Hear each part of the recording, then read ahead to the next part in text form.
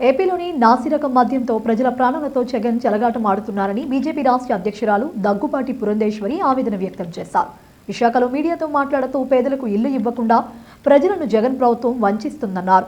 టిట్కో లబ్ధిదారులకు ఇల్లు ఇవ్వకుండా ఇబ్బందులు పడుతున్నారని మండిపడ్డారు. ఏఏను వైసీపీ కార్యాలయంగా మార్చేశారన్నారు. అన్ని పథకాలకు జగన్ బొమ్మలు వేస్తున్నారని, జగన్ ప్రభుత్వాన్ని స్టిక్కర్ల ప్రభుత్వంగా పిలుస్తామని ఎద్దేవా చేశారు. రైల్వే జోన్కు రాష్ట్ర ప్రభుత్వం భూమి ఇవ్వడం లేదని, మెట్రో రైలుకు డీపీఆర్ ఇవ్వకుండా నిర్లక్ష్యం వహిస్తున్నారని మండిపడ్డారు. ఈఎస్సీ ఆసుపత్రికి రాష్ట్ర ప్రభుత్వంపై ఒత్తిడి తెస్తే భూమి ఇచ్చారన్నారు. విశాఖలో అనేక ప్రభుత్వ ఆస్తులను తనఖా పెట్టారని పురంధేశ్వరి ఆక్షేపించారు.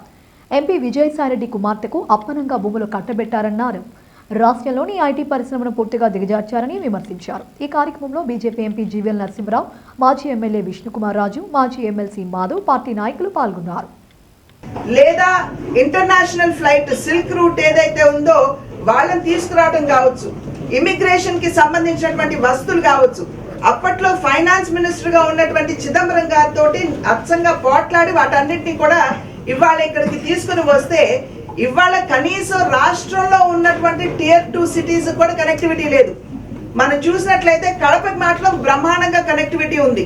అంటే ఇక్కడ భూ కబ్జాలు చేయడానికి, ఇక్కడ ఉన్నటువంటి ప్రజల్ని భయభ్రాంతులు చేయడానికి, కడప నుండి మనుషుల్ని తెచ్చుకోవడానికి మీరు ఈ ఫ్లైట్ వేశారేమో అనేటువంటి అనుమానం చాలా మందికి కలుగుతుంది అని చెప్పి మేమైతే గట్టిగా విశ్వసిస్తున్నటువంటి విషయం.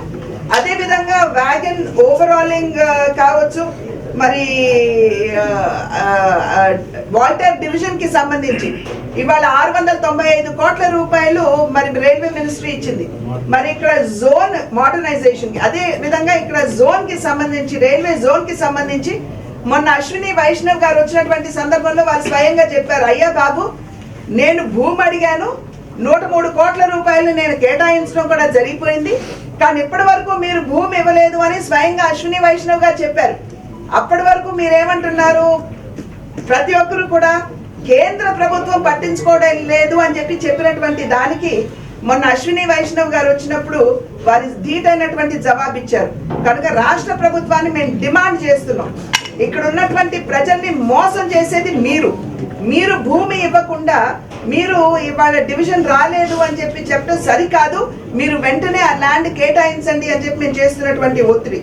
అదేవిధంగా మెట్రో డిపిఆర్ 1,70,000 మంది ఓటర్లు ఉంటే 61,000 మంది ఓటర్లు అక్కడ లేనటువంటి వారి పేర్లు లిస్ట్ లో ఉన్నాయి. అవన్నీ కూడా మేము తీసుకుని వెళ్ళి, అది మాత్రమే కాకుండా తిరుపతిలో మా అనుభవం, ఫేక్ ఓటర్ ఐడీస్ ని డౌన్లోడ్ చేసి, ఆ ప్యానెల్స్ ని డౌన్లోడ్ చేసి వారికి కావాల్సినటువంటి వారి బొమ్మలు అతికించి తీసుకుని వెళ్ళి దొంగ ఓట్లు వేయించడం. ఇవన్నీ కూడా సెంట్రల్ ఎలక్షన్ కమిషన్ వారికి మేము ఫిర్యాదు చేసాం, రుజువులు కూడా వారికి ఇచ్చి రావడం జరిగింది. మేడం, ఇన్ని ఆరోపణలు చేస్తున్నారు గత 4.5 ఏళ్ల నుంచి. కేంద్రంలోని కేంద్ర ప్రభుత్వం కానీ కేంద్ర సంస్థలు కానీ ఏమి చేయలేవా మేడం? ఎట్లా చేస్తాయండి? మేము వచ్చి ఏమైనా చేయి పెట్టామనుకోండి, మీరే ముందు అడుగుతారు. ఫెడరల్ సిస్టమ్ లో మీరు రాష్ట్ర అధికారాన్ని హరిస్తున్నారని మీరే అంటారు.